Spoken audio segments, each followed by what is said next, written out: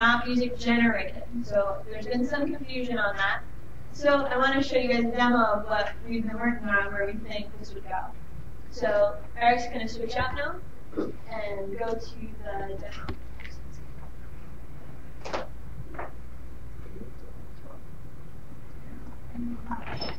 So as you can see here, what we have is just a platformer, right? We've all played platformers. We know how they work. We know that sometimes music doesn't sound right, or it's just downright annoying. You end up turning it off. Or you play your own music in the background. It doesn't match the game, but at least you have that annoying music go away. So we think, wouldn't it be better is if you could pick your own music to play a level, and then it worked with the level. So let's see that work. So here we have music actually being analyzed in real time. It's driving our platforms. This brilliant, by the way. It's one of my favorites. So we have a little avatar here. The platforms are moving up and down with the beat, left to right, and a couple other attributes we put in for enemy that's firing on the beat.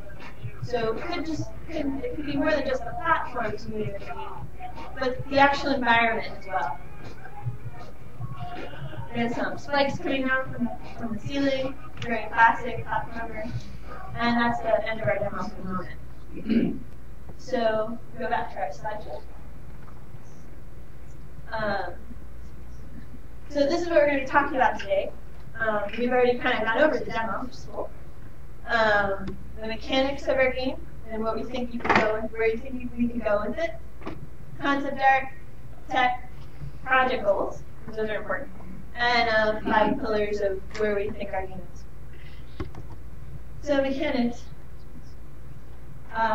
we think are really limitless here, because if you played any platformers that aren't based in reality, you can kind of go wherever you want, wherever your imagination takes you.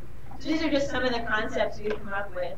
Whether it's meteors hitting the ground at the sound of the music, or maybe water coming up and pushing your player around, or platforms inflating like balloons. So our basic message is, with this, it's really limited to your own creativity. You could build a level based on fire and lava, or spikes. It's just whatever you think. So for producers, where I really see you guys doing is level design, maybe a little more systems design maybe, but mostly level design. Because really, platformers are completely successful on that. So, but it's a mobile game, right? And all of our RPG games, I've seen our producers maybe be underutilized sometimes, where it's hard for them to contribute because it's mobile, right? And there's no interface for them to use. So I was looking through some games that have come out recently, and some of these games are made only by one person, and they have like over 100 levels. So how does that work? Are they moving each unit around by pixels? Like one, they put in 0.5, or 0.15, or they move something up 100 now. They use something like a level editor, like Ogno. So we're going to show off Ogno really quick. It's a really simple tile-based XML level editor that generates XML. So here's our level that we were just going through, right? So Eric's really quick going to put in some new assets. So here's maybe an example of a tile set you have. So he's building some more ground right now, and he's gotten very proficient at it, but really he's only had it maybe a week, because I've been a little slow getting him some things. So now he's placing some platforms to set up a new little area. And in the corner here you'll see the platforms all can have different attributes also defined right inside of the editor. This is very similar to some of the other editors we've seen that are more complex, right? Another cool part about Ogno is it's all open source and it's in C#. So if it doesn't do something we need it to do, we can change it. It's a great opportunity for tools development for the programmers and for some maybe industrious scripting producers. So he's added those. He's going to move the player spawn point now to be over by closer to the level, the start of the very quick thing, so we can just load up the level and see that. So and there's your level working and changed different. So it's kind of cool. So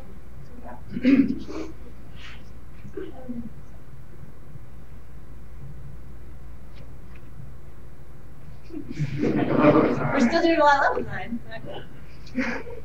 So y'all might have noticed that little avatar that's been bouncing around our screen in our demo. We love this little guy. His name is Coda. Coda is a fun-loving, energetic, determined little character that lives in a world called Aria. Aria is a musical and colorful world of sound. It's with many different landscapes based on musical themes and stylized attributes. So these are some variations we had on Coda.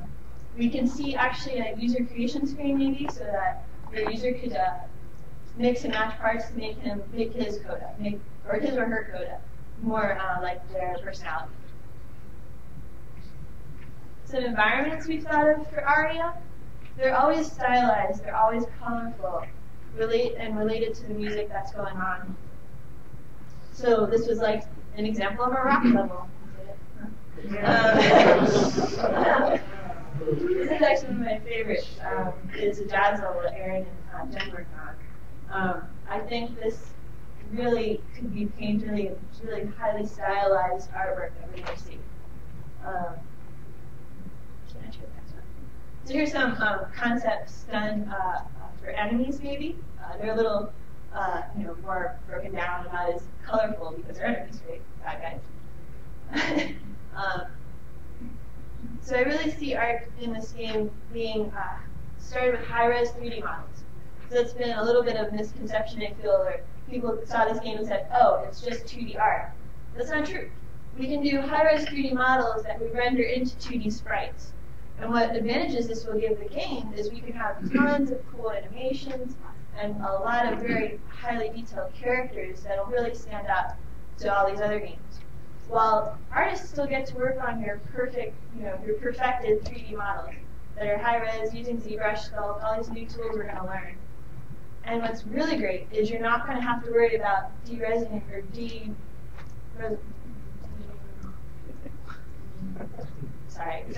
lowering the resolution on your models. Because they're not going to be in the gameplay, right? So you only really need that high-resolution model for your game. And where we could use these high-resolution models is in cutscenes or marketing or other videos for the game to help the game move on. So again, highly stylized, highly colorful, highly detailed models. And we have a mix of 2D and 3D art. So programmers, I bring you C++.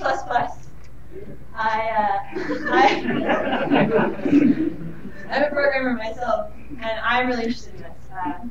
I think this game is scoped correctly to build our own framework and to help using tools like FMod and maybe Box 2D. So I'm not saying spin everything ourselves, but it's definitely the correct scope that we could do a lot of this in C++.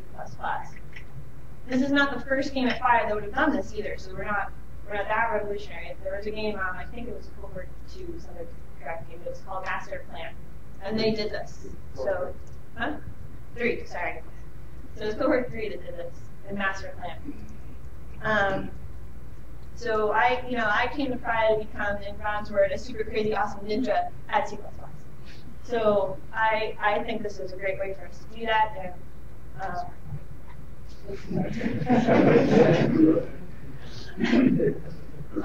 So our project goals for this game is really simple. It's a mobile game, right? So I want to release a game. I think this is a great goal to have. For a mobile game, there's no reason in a couple of months we can't release a game. So the RPP games I've seen actually within 2 weeks. Sometimes to me it looks like, oh, give that another 4 weeks and we could have something on the market. So I think a really great goal for us would be to release our game on iOS at the end of April. I say iOS first because it's closely related to C++, so we wouldn't have to do a lot of those interfaces first. And also, it's got a better game market, actually. More people buy games on iOS and more people play games on iOS than Android. Android's actually better for applications. So at the end of April, what we do, right? So we'd port the game to Android. We'd have a small team doing that. They'd be QAing the game on different devices for Android, because Android has a multitude of devices, if anyone who's done Android development knows. And also, we'd have another group we'd have another group looking at metrics for the game and how the game is doing on iOS. And not just to look at metrics, right? The reason you would look at metrics is to then go tweak your levels, make new levels that work well, and kind of remove those levels that are, or change those levels that aren't doing well. And this is more like real life, right? And what's great is we just heard from Ron yesterday, Rochambeau's kind of let us use their metrics and how they do things. So that's a big one for us.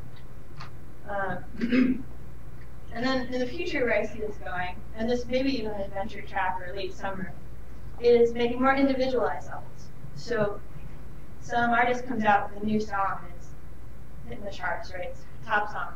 So we make a level specifically tweaked for that song. It's only playable with that song. And I see this as a new way to market that song. We could bring it up to that musician and say, hey, look, we've made this song. Can we use your song in our game? So I think that's a really creative new way to market a song. And it's a really good way for us to get in with the industry and start meeting these musicians and working with them. And why I think that's important is I really love to be multiplayer with this game. So I think could be a great way to share your music with your friends. So I love Gorillaz, and maybe Tom's never heard Gorillaz before. So I want to send my Gorillaz song to Tom and say, play my music, right? But we can't do that, right, without a big licensing issue. So we really need some partners in the industry before we can do that. So I see the 5 pillars of our game being a creative way to experience and share music, a colorful, whimsical, rich art style that's highly stylized, unique and fun platforming, lovable characters, and I really think the only bound in this is your imagination, art and level design. So I think if we achieve these 5 pillars, we can really achieve, an epic win. So we'll take questions in a minute, but I want Jay McGonigal right now to explain what I mean by an epic win.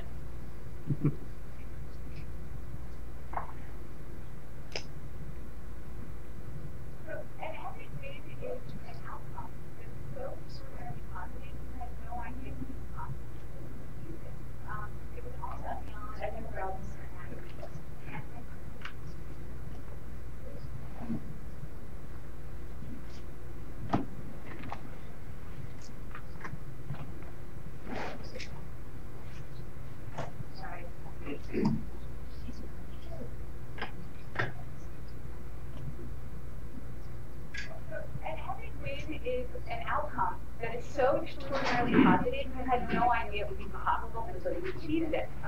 It was almost beyond the threshold of imagination.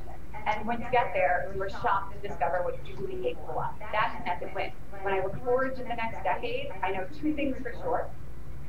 That we can make any future we can imagine, and we can play any games we want. So I say, let the world-changing games begin. So an epic win is... Questions?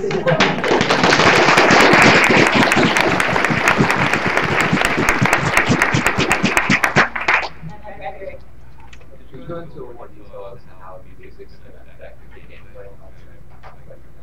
Yeah, so he's asked how the music is going to affect gameplay. So as we saw in the demo, it'll drive different entities in the level. So we just saw really simply like the platforms moving, enemies firing rates, different behaviors in the background movement. So say on that jazz level, maybe the windows are twinkling with the music, or in the fire level, lava is spewing up with the music. There's just, like I said, I can see just many ways that this can happen. So it's great to hear how music is affecting gameplay. With a platform like the iOS, which is so interactive, the player will be able to, affect the music or gameplay themselves. So we really thought about that, but since you're picking your music, I think the idea of changing the music that you love is actually, like, some people might even find it offensive. So, actually, no, I really would rather stay away from that.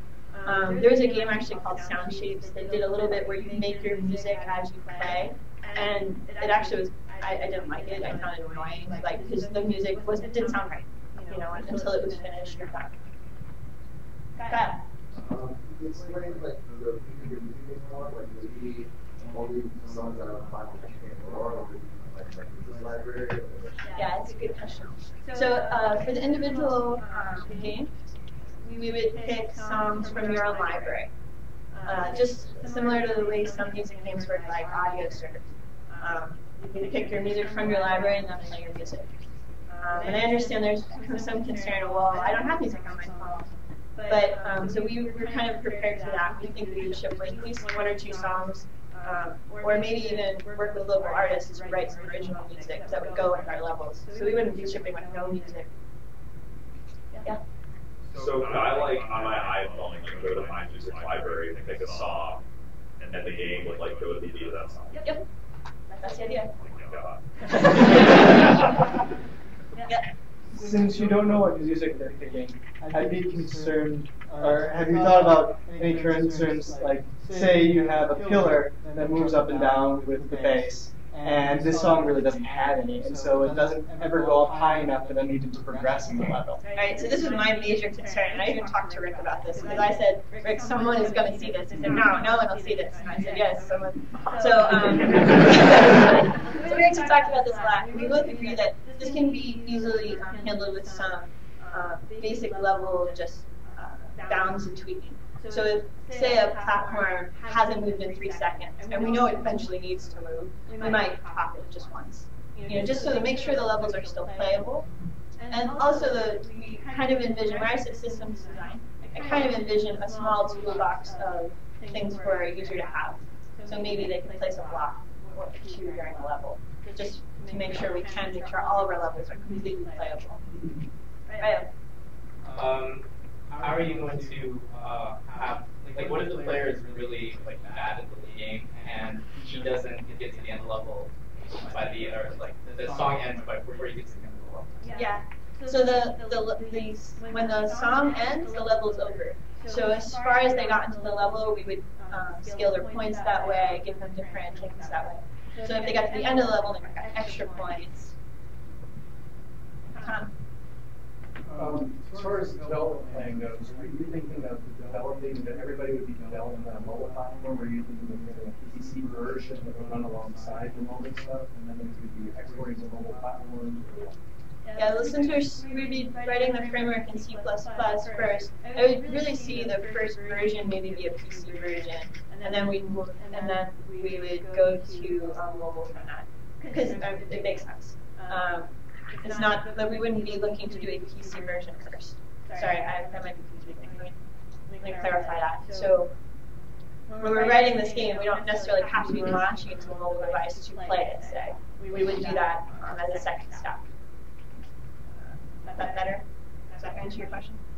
Yeah, so a lot of times if you're doing console games, you have a PC version that runs along. It's never intended to ship, but people would work on the PC version, which is pretty development. Yeah. Will lyrics have any effect? Like if I play a Little Wayne level, that's going to get kind of wacky. So yeah, it's a part of the music, so definitely. Yeah. Nice. I'm definitely playing a Little Wayne. Are you planning to release for free, or are you planning to charge for this? I would say we would release for free to start, and then I was hoping to, with the individualized levels, start to look at money. Yeah. You mentioned multiplayer. Can you go into that a little bit? How do you see multiplayer work? Yeah, this was actually my original idea. Ended up started with multiplayer because I love async multiplayer games. So if we could get the licensing deal or something with another company, so because licensing's a problem, but the way I envision it working is like I was saying, I like gorillas, and a lot of people sometimes haven't heard of gorillas or strangers. I know it's strange. Anyway, so I want to share gorillas with you. I want to share a song. So I would play through the song and send you the music and say, play my music. You would get my avatar jumping across the level to follow along like a ghost. And then so that would hint at you where maybe to go and what's going to happen next. So you're not playing blind. And then you could then, once you get through that level, we'll score it, right? But you're probably not going to do as well. So you're sending a level back to me. Hey, play my music. Play corn. I know you like corn. And that's how you would get it back.